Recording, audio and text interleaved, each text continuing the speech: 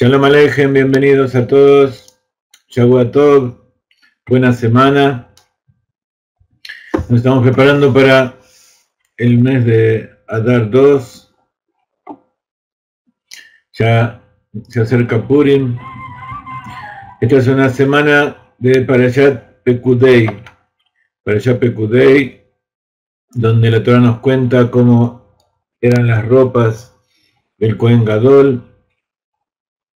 En la Perashá, Moshe Rabbeinu junto con Oliab y Betzalel cuentan todas las cosas que trajeron el pueblo de Israel para hacer el tabernáculo y revisan todas las cosas que se hicieron y se preparan para armar todo. Es esa Perashá donde cuenta cómo Moshe Rabbeinu arma el Mishkan, como cuenta este versículo que está en la tercera aliyá de la Parashá Pekudei.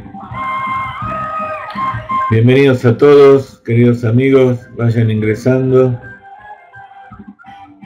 Ingresen al Mishkan, ingresen al tabernáculo, al templo de Akadosh Baruj Hu, para estudiar Torah. La Torah rectifica el alma, rectifica la mente, cura el cuerpo, cura todas las heridas. La alegría de la Torah, la alegría del estudio de la Torah.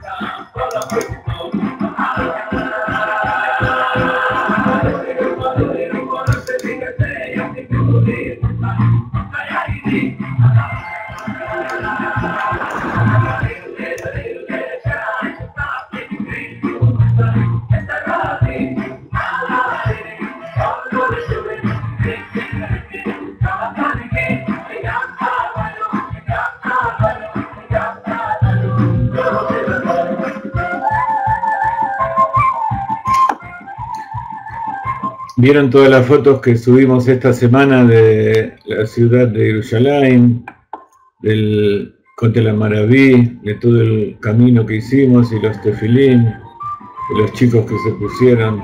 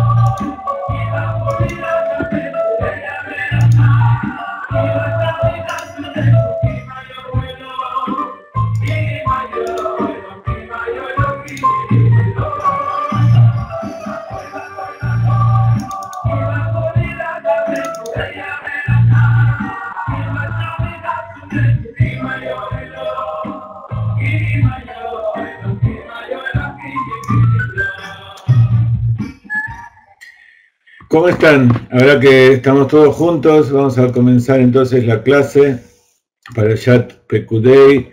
Estas son las cuentas del tabernáculo y les quería mostrar una parte del camino. Esta es una de las fotos que subimos los otros días, que sacamos al llegar a la ciudad.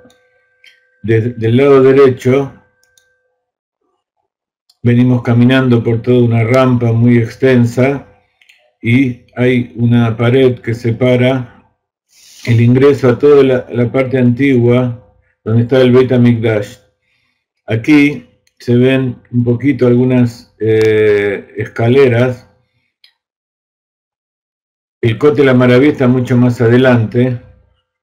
Acá traté de poner a la derecha tal como va el camino. Acá al fondo se ve un puentecito donde se sube arriba y acá del otro lado está el Kotel HaMaraví. Está el muro occidental que rodeaba el patio exterior del Beit HaMikdash. Entonces acá hay todo un camino que recorremos desde la entrada más abajo y pasamos por un lugar donde hay una entrada. Acá hay una escalera que baja y va hacia este lugar que está aquí. Todo esto es un muro que construyeron los turcos otomanos para rodear, y hoy es un poco la separación. Y acá termina el muro. Y por acá estaba la entrada donde los Kohanim venían y se dirigían hacia el Beit HaMikdash. Está lleno de ruinas y excavaciones de objetos de aquella época, de hace 2000 años, de 3000 años. Todo esto que se ve en la superficie, las piedras estas no, son más contemporáneas. Pero más abajo, aquellos que estuvimos, hay piedras y hay columnas y restos de construcciones de la época del Beit HaMikdash. Y entonces había un camino, un puente sobre arcos, porque ese puente permitía separar la parte de abajo donde había tumbas, donde había impureza. Entonces los Kohanim podían ir desde sus casas hacia donde estaba el templo, y esos arcos, uno encima del otro, separaban, hacían una separación entre los pies sagrados de los Kohanim, que no se podían contaminar hasta hoy en día. Los Kohanim, los descendientes de los sacerdotes, tampoco se pueden contaminar con la muerte, como dice la Torá, salvo de sus parientes más cercanos. Entonces, por aquí se baja hacia un lugar donde hace un tiempo estaba prohibido entrar, y se pueden ver todas las ruinas, todas las excavaciones que se están haciendo. Esperemos que Bezrat Hashem todo este muro sea derribado y se reconstruya todo el templo y con el muro que rodeaba al patio del templo pronto en nuestros días con la llegada del Mashiach. Y bueno, los invito a venir aquí con nosotros a apreciar todo esto en vivo y en directo. Es algo muy emocionante y es hermoso justamente en las diferentes parshiot de la Torah donde cuenta todo esto, incluso en todo el Tanaj, donde habla de la época de los reyes, la época en que todo esto estaba en pie. Empezar a imaginarse, aquí atrás hay otro monte y no se ven los detalles aquí, en las fotos que subí sí, porque están más ampliadas. Acá todo esto está tapizado de tumbas, este es el Monte de los Olivos.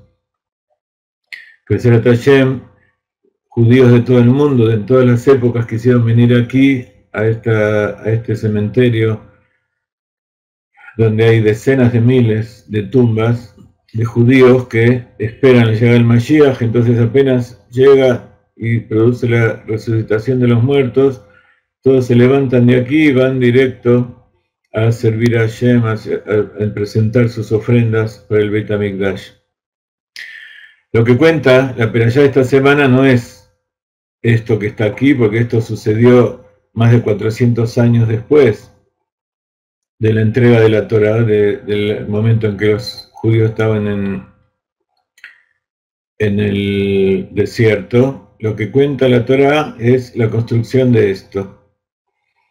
Entonces esto es a una escala pequeña lo que era el Beit HaMikdash que estaba aquí. Entonces, aquí está el muro. El Beit HaMikdash estaba dirigiéndose hacia el oriente.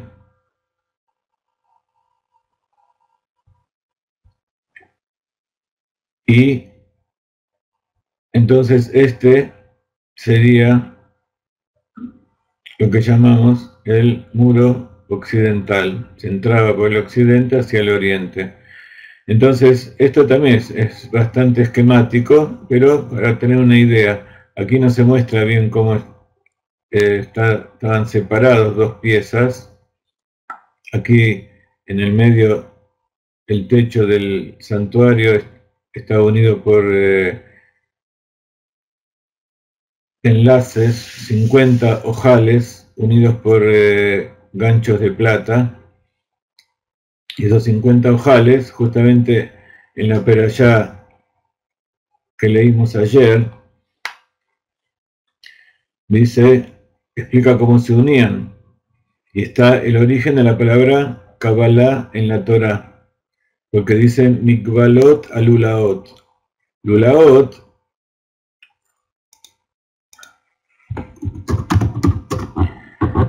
son los ojales que estaban hechos de tela cosidas a las pieles, a estos dos paneles de pieles de animales que cubrían el templo. Entonces, esas lulaot estaban una paralela a la otra, una enfrentada a la otra, y por eso se dice Mukbalot alulaot. Esta para Makbilot, perdón.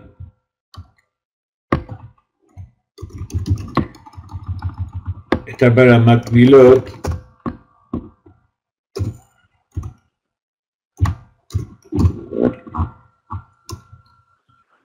tiene la raíz Kuf Lamed Bet, que ustedes ven aquí, que es la palabra Kabbalah. La raíz de la palabra Kabbalah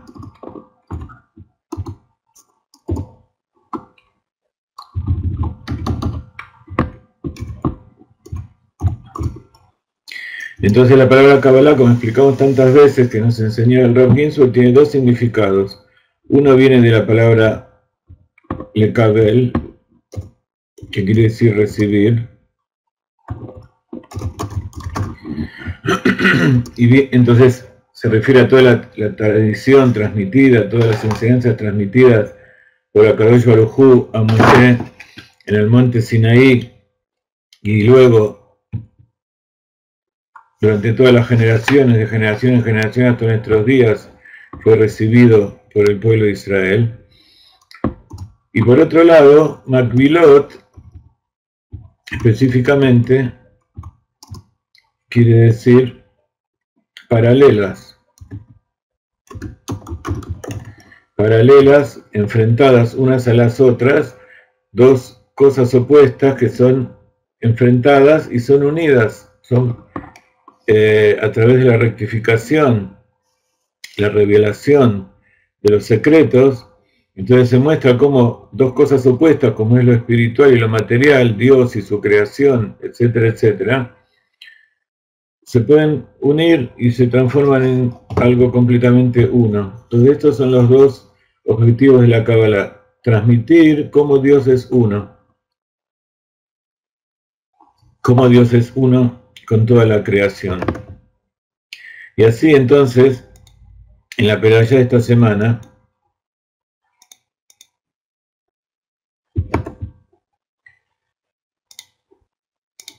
el primer verso, Pekudei, comienza con el recuento del oro, la plata, el cobre, lo que donó el pueblo de Israel para la construcción del Mishkan, del tabernáculo del desierto, y con los cuales Betzalel y Oliab, como estudiamos la semana pasada, esas personas que estaban imbuidas del Ruach HaKodesh, de la inteligencia especial que Dios puso en su mente para entender cómo se tenían que realizar todas estas distintas artesanías, que eran artesanías de todo tipo, ya sea trabajo en metal, el trabajo de la madera, el trabajo de las pieles, las telas, el teñido, la construcción misma, cómo se tenía que trabajar el metal, la plata, el oro, para recubrir todos los utensilios, para crear los utensilios, cómo hacer el incienso, cómo hacer los instrumentos para el sacrificio de los animales, etcétera, etcétera. Tenían que saber acerca de todas las profesiones que tienen que ver con la construcción y el arte de la vestimenta. Entonces, específicamente después comenta cómo son las 8 vestimentas del sacerdote. El sacerdote tenía una túnica larga de lino blanco, tenía pantalones, tenía un turbante de lino, tenía un cinturón, un delantal, tenía una placa de la cual hablamos ya, de Joshua Mishpat. También tenía una túnica de lana roja y una placa en la frente dorada donde decía Kodesh la Hashem. Y todas esas cosas fueron especificadas en la Perashá Tetzaveh hace 2 semanas.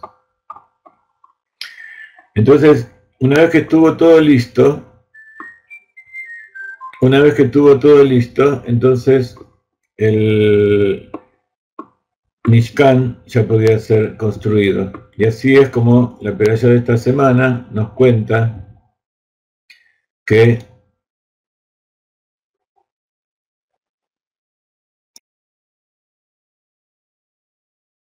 cómo Moshe Rabbeinu construye el Mishkan.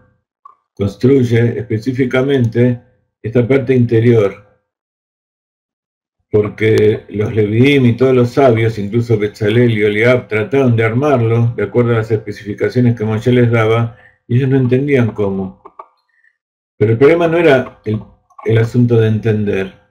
El asunto era que el Mishkan no podía ser construido, armado, sin que Moshe Rabbeinu primero no lo haga por él mismo.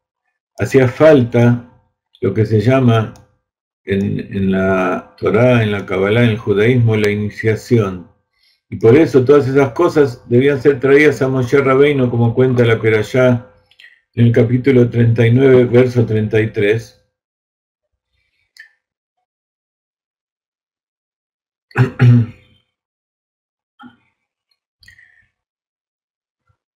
Donde dice que le trajeron el tabernáculo a Moshe.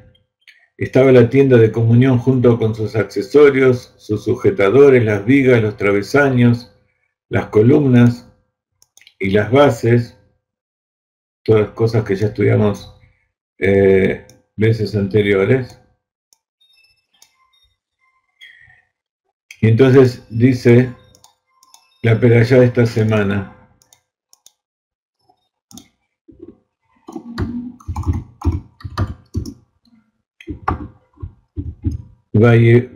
Vayeviu et Mishkan el Moshe, et a Oel, la tienda, Vet Kelav y sus utensilios, Krasav, todas las columnas, Krashav, las vigas y sujetadores, Veamudav, Veadanav. Entonces dice Rashi: Vayeviu et Mishkan.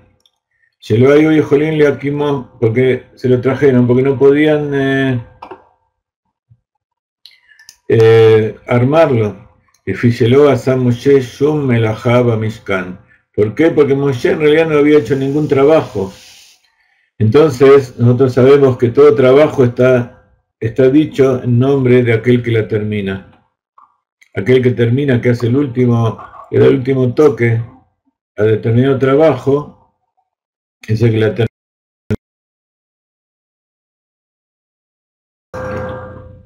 Me trajeron todas las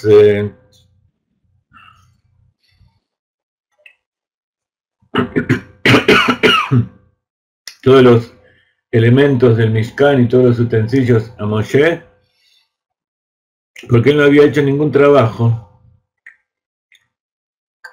Entonces le dieron nada más y nada menos que la tarea de armarlo. Entonces a Kadosh Baruj Hu le dio, como dice aquí Rashi, Niachlo a Kadosh Baruj Hu Akamato. Le concedió nada más y nada menos que armarlo, levantar el Mishkan.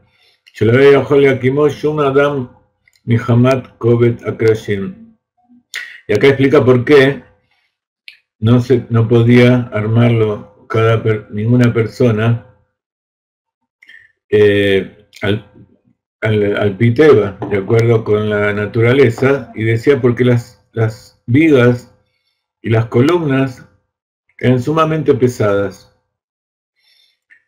She'en koach ba'adam esakfan, y no había ninguna persona que podía levantarlas. Moshe emidu, y Moshe las levantó. Imagínense que había miles de personas, podían fácilmente entre 10, 20, 50, 100 personas armarlo. Pero dice que no había ninguna fuerza humana que pudiera hacerlo. Solo Moshe lo pudo hacer. Entonces era una cuestión por encima de la naturaleza también. Amar Moshe Lifnei HaKadosh Baruj Hu, Ech Efshar Akamato Al Yedei Adam. Entonces Moshe, cuando vio que nadie lo podía armar y le dio la tarea a él, Moshe le preguntó a Kadosh Baruj Hu: ¿cómo puede ser que se pueda armar a través de una persona? Dice: amarlo azuk atabe yadeja mira que me quimó. Dice: hacelo vos con tu propia mano, vas a ver cómo se va a poder levantar.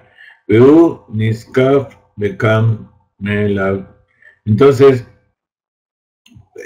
había el problema también de armarlo, de que no se sabía bien cómo se coincidían cada una de las piezas. Entonces Moshe Rabbeinu, como sucedió en otras veces, él se dispuso a levantarlo, a levantar cada una de esas cosas, y el tabernáculo se armó por sí mismo. Bezeu Shenemar, y así es como está dicho en Shemot, capítulo 40, 17, como viene un poquito después, Ukam Amishkan, y se levantó el tabernáculo, Ukam Me'elav, se levantó por sí mismo, como cuenta el Rabí Tanjuma en el Midrash. Y ustedes se acuerdan que este tabernáculo era armado y desarmado constantemente en las distintas estaciones, las distintas paradas que hacían en el desierto. Entonces, este es uno de los puntos principales que trae la Perashá, y es que para que el pueblo de Israel, tanto física como espiritualmente, pueda conectarse con Dios, y este es el objetivo de la construcción del tabernáculo, Beazul y Mikdash, Beyahanti y Betoham, es a través de Moshe, la conexión con Moshe. Esta semana, el 27 de Adar, se cumplen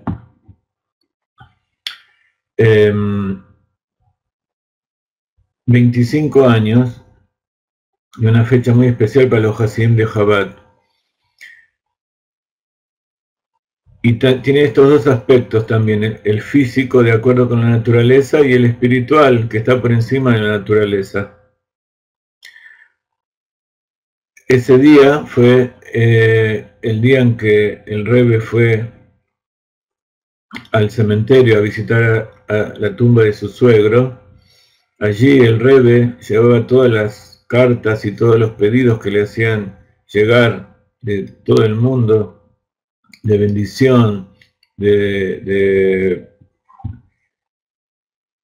consulta, de brajá.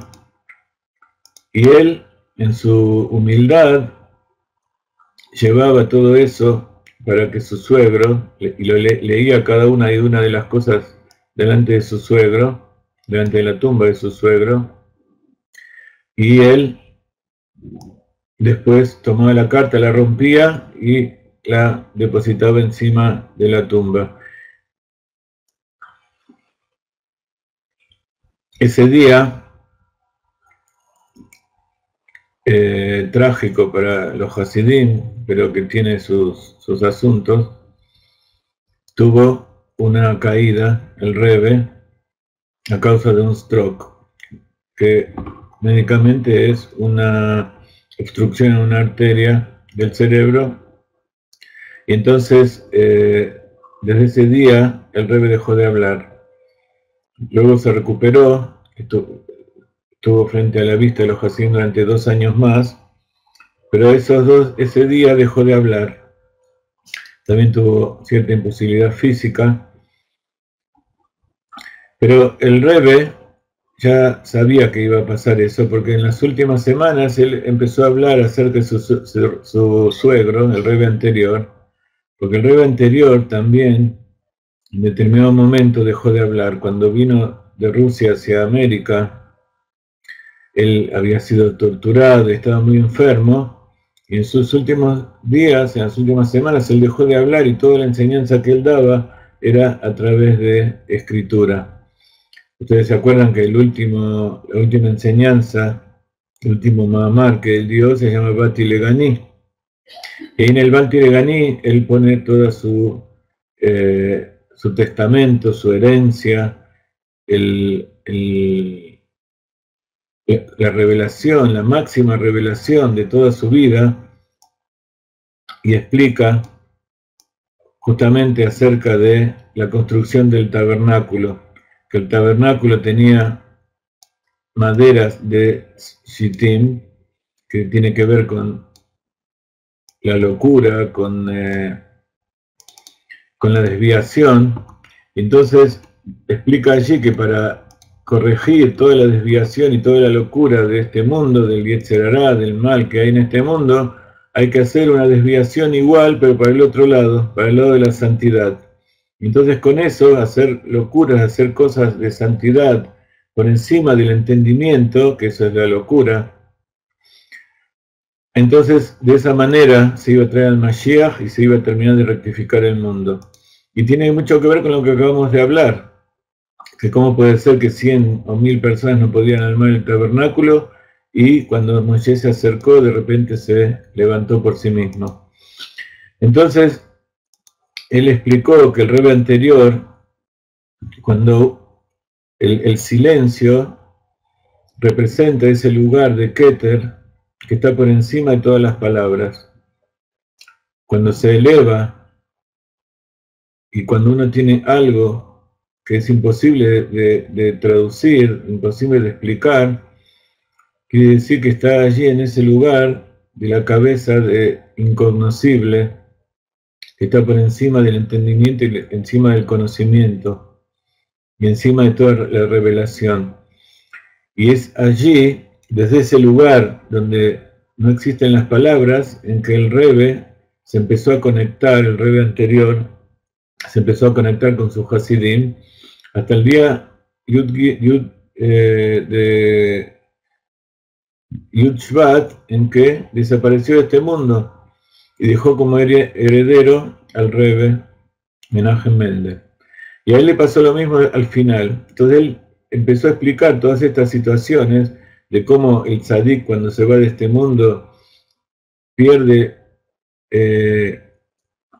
las personas pierden contacto visual con él, pero él se encuentra más presente y más expandido en toda la creación y se eleva, istalkut, que es la palabra que se dice eufemísticamente para cuando una persona se muere. En cambio el tzadik, istalkut, la desaparición del tzadik quiere decir que se expande, se eleva hacia todos los mundos.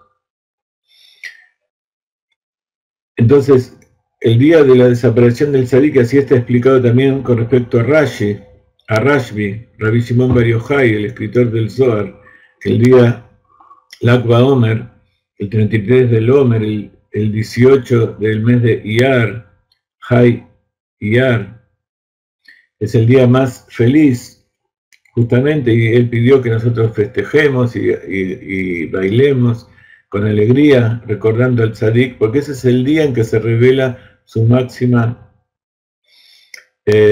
toda la obra que él hizo se eleva y se vuelve clara para todos y se empieza a revelar, más todavía que cuando él estaba en vida, dentro del cuerpo.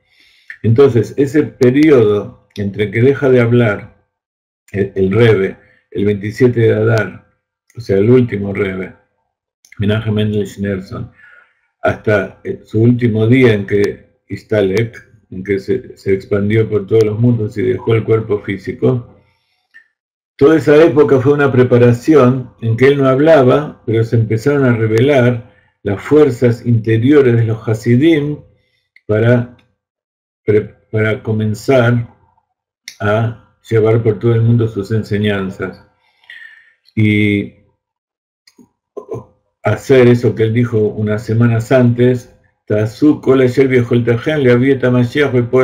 Dijo, yo hice todo lo que yo tenía que hacer, ahora ustedes, es el turno de ustedes de traer el Mashiach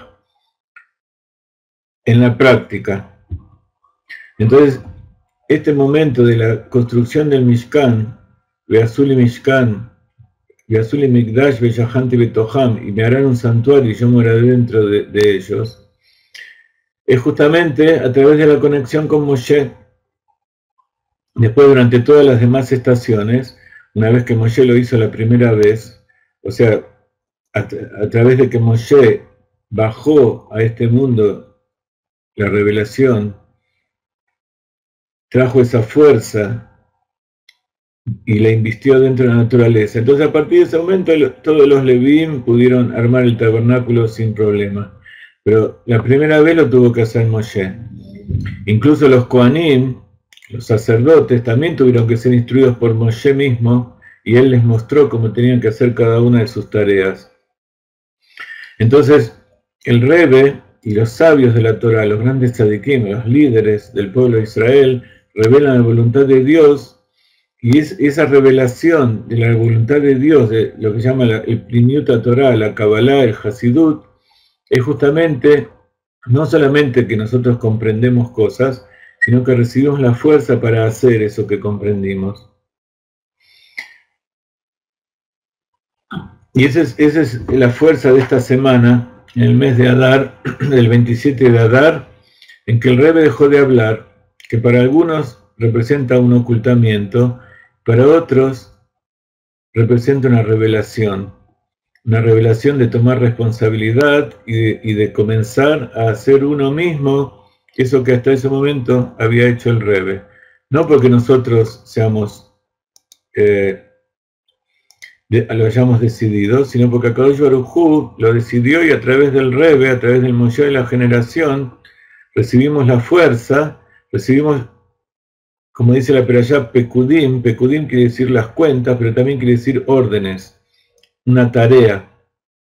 Recibimos una tarea y junto con los elementos necesarios para realizar esa tarea, también recibimos la fuerza para poder realizarla, sin la cual nosotros no lo habríamos podido hacer. Por más que seamos millones, eso no se hubiera podido hacer sin que Moshe nos dé la fuerza y nos transmita esa energía divina para poder realizarlo. Por eso dice, le trajeron el tabernáculo a Moshe, o sea, le trajeron las partes desarmadas, la tienda de comunión junto con sus accesorios, sus sujetadores, sus vigas, sus travesaños. Entonces, este es el mensaje, por eso dice el Rebbe Maharaj, traído del Baal Shem Tov, que tenemos que vivir con el tiempo.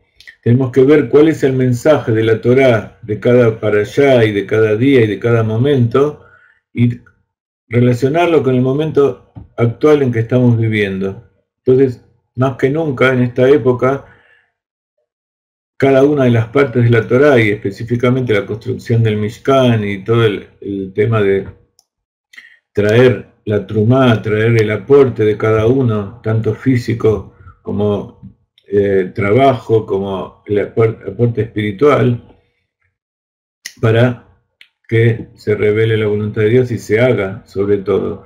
Una cosa es que se revele la voluntad de Dios y otra cosa es que se haga en la práctica. Y lo que quiere Akadosh Baruj Hu es que cuando Él da órdenes, esas órdenes se lleven a la práctica, porque la acción es lo principal. Ese es el poder del mundo este en que vivimos nosotros, que se llama Asiá. Asiá, como su significado lo dice incluso en castellano, Asiá quiere decir hacer. Asiá es la acción. Hacer que aquello que está escondido espiritualmente a los ojos de la creación se transforme en algo real. Y eso Dios lo puede hacer solo por su cuenta.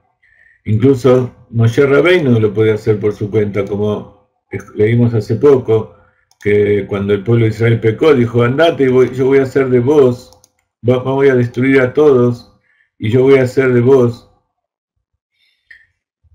una nación nueva. Entonces, quiero transmitirle un poquito, ustedes saben que todos los días el Rav Ginsburg, en el Kollel, enseña una hora antes de la tefilá.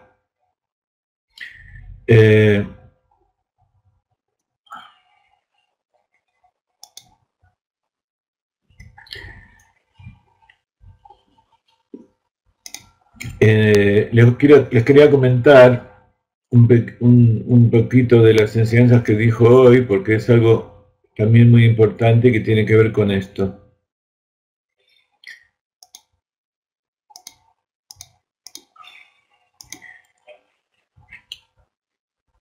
Él explica enseñanzas del Rebbe Rayatz, enseñanza del Rebbe anterior, de acuerdo con los libros donde están las recopilaciones de todas sus revelaciones.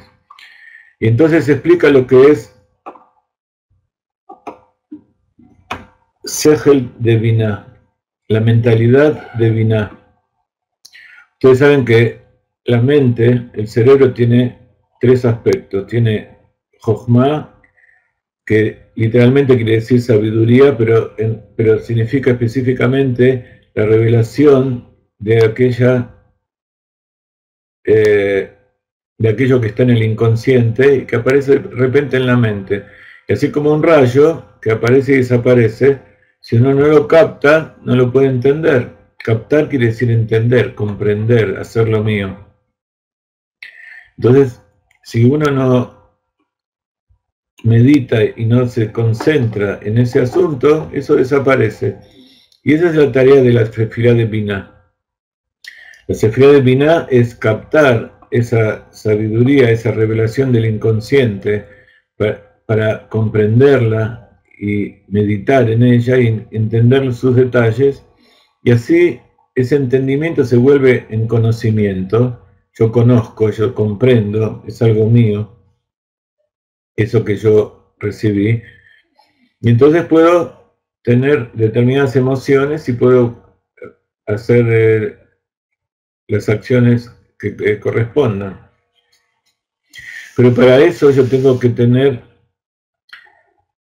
la capacidad de entender la Sefirá de Binah.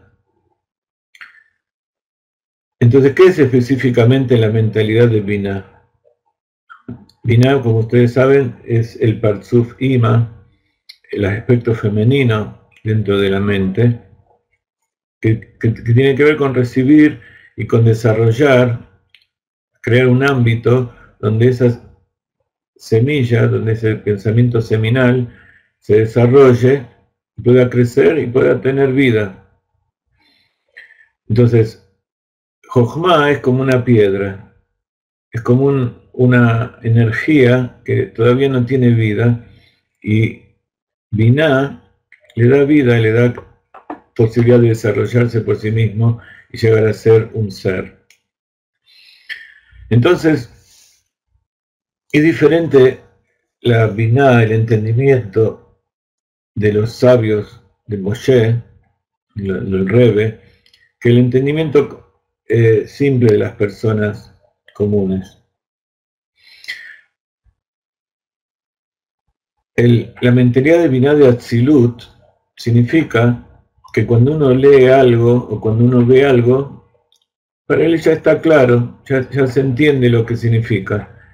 Uno ve la realidad y la persona que tiene la mentalidad rectificada comprende que Dios está en todos lados, ve cómo Dios realiza y hace que todo exista a cada momento, que sin la existencia de Dios nada estaría y nada tendría vida.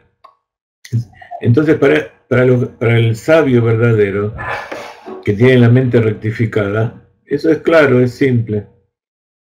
No necesita profundizar demasiado. En cambio, para las personas como nosotros, o incluso sabios mucho más grandes,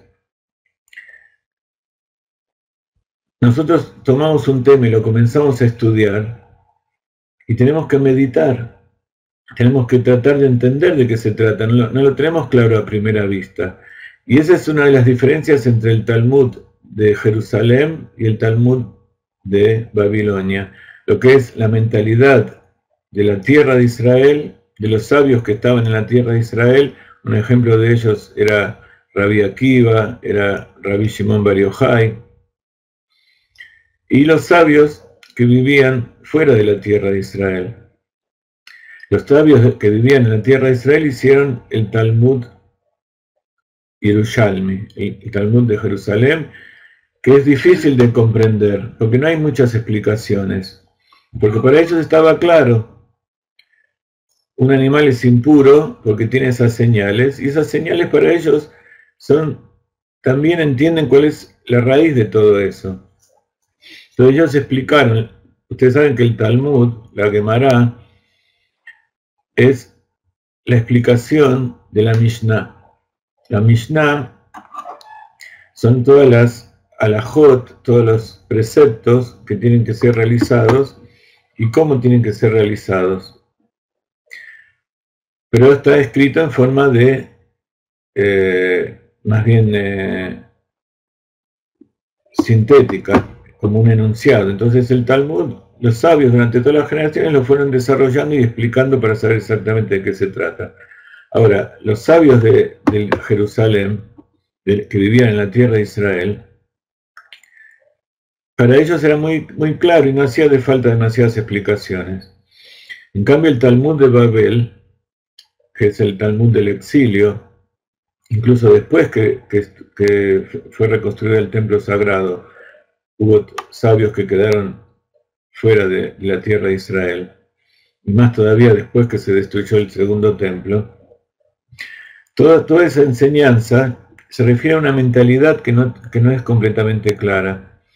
Y entonces, cuando uno estudia, a primera vista parece algo simple, pero cuando empieza a profundizar, surgen preguntas, surge dificultad para entender. Entonces uno no entiende y hace preguntas. Kushiot, Shailot significa preguntas, y Kushiot significa una dificultad, una kushia. Así lo dicen los sabios. Tengo algo que no entiendo aquí. Entonces, eso de no entender tiene que ver con la sefirá de Binah, con la mentalidad de Binah que no está rectificada.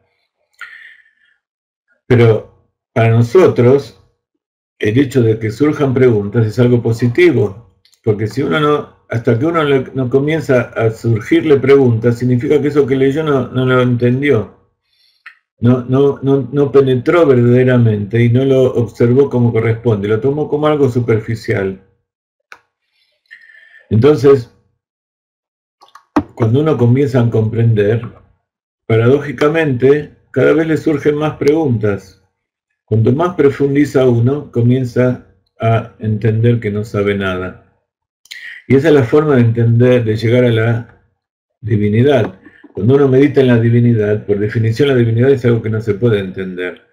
Entonces, cuando uno medita en eso, el objetivo no es tanto comprender exactamente lo que es la divinidad, sino llegar a comprender, llegar a saber que no se puede conocer, que está por encima del conocimiento. Entonces, cuando uno más penetra en la divinidad, en el tratar de comprender cómo es la divinidad a través, por supuesto, del estudio de la Torá y de las enseñanzas sagradas del judaísmo, entonces, cuando uno más penetra, más comprende que no puede comprender. Y ese es el objetivo.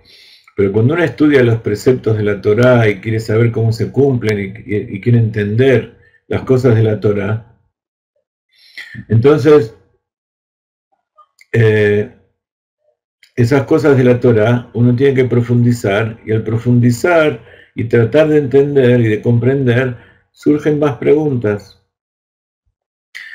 Explica la Kabbalah y el Hasidut, entonces, que esta dificultad para comprender viene del Sitra de Ra, del lado del mal, y es una revelación de que nuestra mentalidad todavía no está rectificada. Entonces, a través de comprender y tratar de entender y de resolver esas preguntas, de conocer más y más la Torá, entonces la mentalidad se va rectificando. Entonces, esto significa que el estudio de la Torá nos está curando de esa enfermedad, de ese ocultamiento, de esa cortina que tenemos, que nos impide entender las cosas simples, porque si nosotros entendiéramos en forma simple las cosas tal como son, nuestros sentidos nos dicen que Dios crea todo, que todo lo que nosotros vemos no puede existir por sí solo. Entonces veríamos a Dios y veríamos cómo Dios crea todo, algo de la nada, en cada momento. Entonces, el hecho de no poder entender eso significa que nuestra mentalidad no está rectificada. Pero, como siempre, el comienzo de la curación es determinar cuál es la enfermedad. Entonces, comprender que no podemos entender la verdad y queremos profundizar y nos surgen las preguntas, entonces comprender que ese es el camino para la curación es parte de la curación. Entonces, a través del estudio de la Torá y entender cómo se cumplen los preceptos,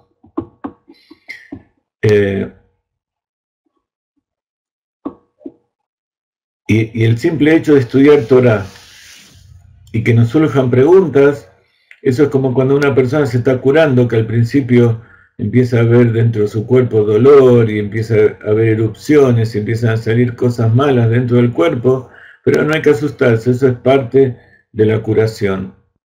Entonces no hay que preocuparse porque uno tenga preguntas, hay que tratar de tener preguntas, incluso si uno por ahora no las puede resolver, esa ansiedad por no entender determinadas cosas, lo tiene que impulsar a tratar de entenderlas, y eso mismo lo está curando.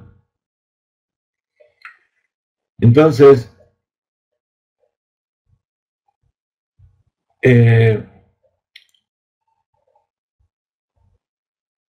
Hashem ordena, acá Gabriela pregunta por qué se llama Pekudei, si ordena no contar. En realidad, sí ordena contar. Ustedes vieron que en la Perashat Kitizá nos ordena dar el medio shekel, y el medio shekel era para contar a las personas. Lo que no se puede contar es en forma directa las posesiones mismas, sino que tiene que hacerse en forma indirecta. Si yo quiero contar personas, entonces las cuento a través de monedas de oro. Para hacer el tabernáculo había que recopilar todo y tenerlo. En realidad no significa contar las cosas, sino quiere decir hacer un inventario de lo que uno tiene. Entonces, cuando uno quiere realizar una tarea, tiene que hacer un inventario. Por ejemplo, el estudio que nosotros hacemos de la estructura del alma, estamos viendo cuáles son las distintas partes, el interior, las fuerzas del alma, la sefirot. Al contrario, todo el judaísmo le gusta mucho la matemática. Entonces, cuando uno está contando algo simplemente porque quiere tenerlo, eso trae mal de ojo. Pero cuando uno está contando las cosas que Dios nos da para cumplir su voluntad, y no como que es algo mío, sino que estoy viendo todo lo que Dios me dio para utilizarlo a su servicio, entonces eso, el mal de ojo no funciona ahí. Ahí las cosas no tienen ningún problema. Pero si yo lo tomo como un orgullo mío, que todo lo que yo tengo como posesión, entonces ahí ya lo estoy sacando del ámbito divino, del ámbito de la pertenencia de Dios, y ahí funciona el mal de ojo. Porque ¿qué es el mal de ojo? Una persona, alguien que me ve, dice, esta persona es meritoria para tener todo eso que Dios le dio. Entonces en el cielo se juzga. El mal de ojo no funciona en forma automática. Al contrario, en el tzadik no funciona el mal de ojo, porque él sabe que lo que está contando no es de él, simplemente está contando las maravillas de Dios y está haciendo un inventario de todo lo que Dios le dio para cumplir la voluntad. Entonces, si yo pienso que esto que tengo acá es mío, entonces en el cielo preguntan, ¿merece tener todo eso que él tiene? Y ahí funciona el mal de ojo, y por eso todo eso que uno tiene, lo tiene que tener oculto. Pero acá Pekudei quiere decir sacar a la luz, poner a la vista de todos aquello que Dios dio para hacer una tarea. Entonces, por eso, contar la gematria, cuando la gematria está hecha utilizada para revelar las maravillas de Dios y para revelar toda la divinidad que hay en la Torá, entonces eso trae bendición. Pero en el Pirkei Avot dice que una de las cosas malas que hay son las gematriot. ¿Qué significa? Contar por contar. Contar y buscar gematria en la Torá simplemente para mostrar qué inteligente que soy, cómo yo sé descubrir cosas en la Torá. Para hacer eso, entonces la matemática no sirve y eso trae Ainara, es algo malo. Entonces, Jochma quiere decir revelación de algo que todavía no entendí. Entender quiere decir Bina. Y eso se revela a través se comprende a través de Binah. Entonces, entendido es un proceso para la revelación. Es un proceso para que pase a Da'at, y el Da'at es comprender. Binah todavía no significa revelado, sino quiere decir que yo lo tengo y está entendido. Pero mientras no lo transforme en una emoción, mientras yo no lo tome como algo mío, como algo que Dios puso adentro mío, o sea, que lo revele dentro mío, entonces eso tampoco va a poder ser revelado al exterior. Todo esto que estamos diciendo, por eso muchas veces yo les digo, cuando ustedes vengan a las clases, quizás no contesten las preguntas que ustedes tienen, o incluso no solamente no se contesten, sino que les surgen más preguntas. Y si a ustedes les surgen más preguntas, entonces quiere decir que están en el proceso correcto. Si ustedes piensan que escucharon algo y a partir de ese momento ya saben todo, ya entendieron todo lo que hay que entender, entonces quiere decir que eso que entendieron en realidad no lo entendieron. Entonces toda dificultad que uno tiene para entender o las dificultades que hay en la vida son parte del proceso de la rectificación.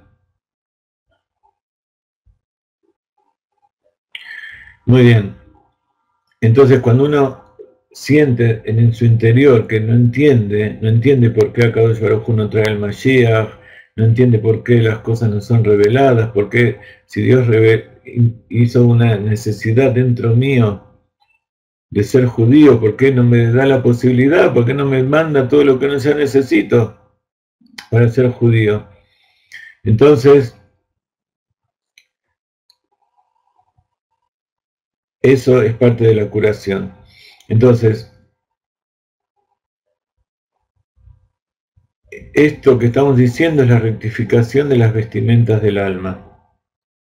La rectificación de los instrumentos que Dios me dio, así como poner todas esas cosas en manos de Moshe, todas las partes del tabernáculo, ponerlas en manos de Moshe, significa prepararlos, iniciarlos para poder construir algo. Y eso significa rectificar. Y rectificar justamente quiere decir poner derecho, levantar, poner algo en su posición correcta. Quiere decir elevar.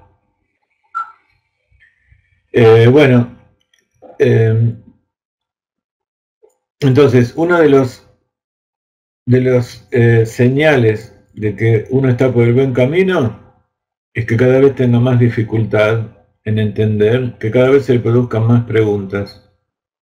No quiere decir que algunas no se le respondan. Por supuesto, se responden preguntas, pero esa respuesta a las preguntas de cada pregunta surge un abanico de nuevos interrogatorios.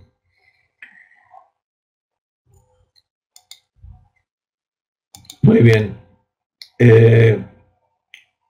Por ahora estamos llegando al final de la clase y quería darles algunas indicaciones, empezar con algunas cosas de Purim. Este jueves y viernes es Rosh Chodesh Adar Aleph, Adar Bet, y es el mes en que se festeja Purim.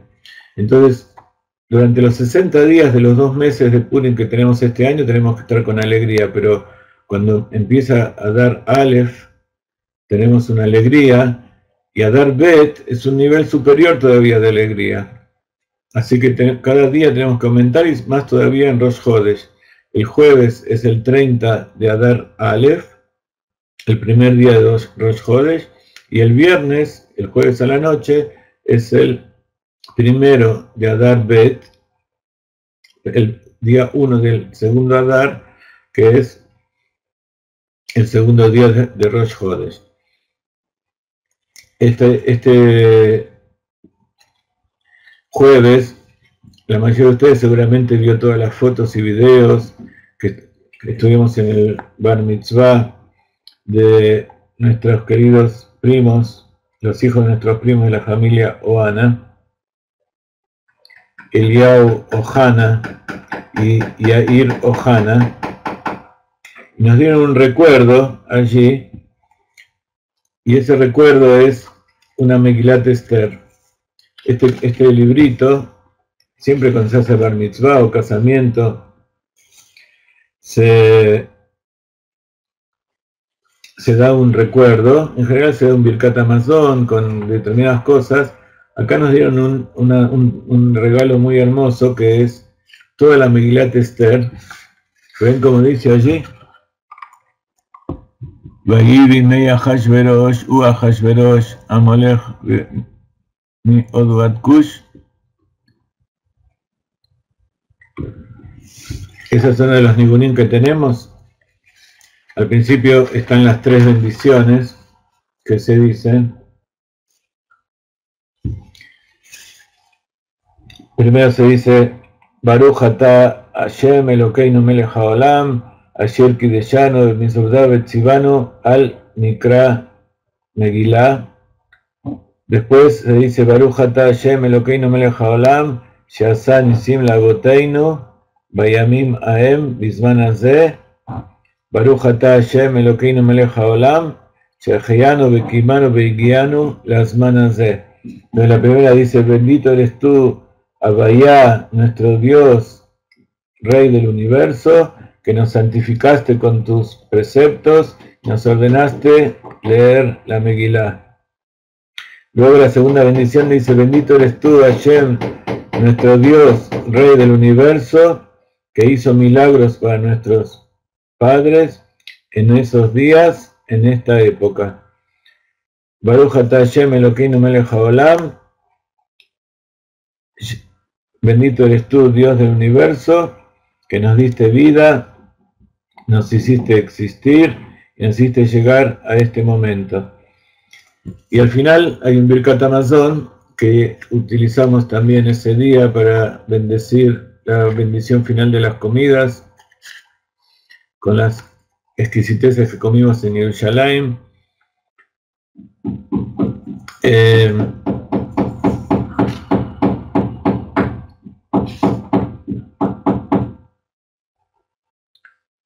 Muy bien. No les voy a poder explicar ahora todos los secretos de este asunto, pero sí quiero que esto sea una introducción a todas las leyes y todos los preceptos, todas las costumbres que tenemos en Pesach, en Purim. Entonces, vamos a utilizar estos 4 minutos para recorrer un poco. Entonces, como dijimos, en Adar, el mes de Adar, aumentamos la alegría.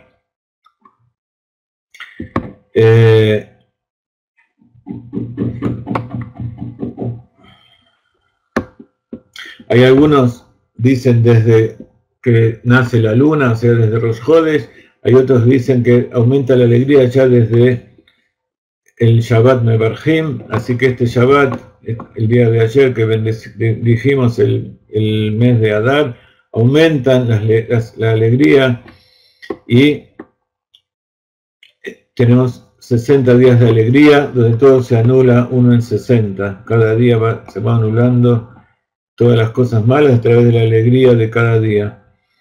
Entonces, cuando nosotros nos alegramos por cómo Dios nos bendice y cómo Dios nos salva, entonces nos salva de las cosas malas de este mundo. Por eso el mes de Adar es un día bueno para cuando uno tiene problemas con alguien que no es judío, o cuando un Ben Noach que se aferra a la Torá tiene un problema judicial con alguien que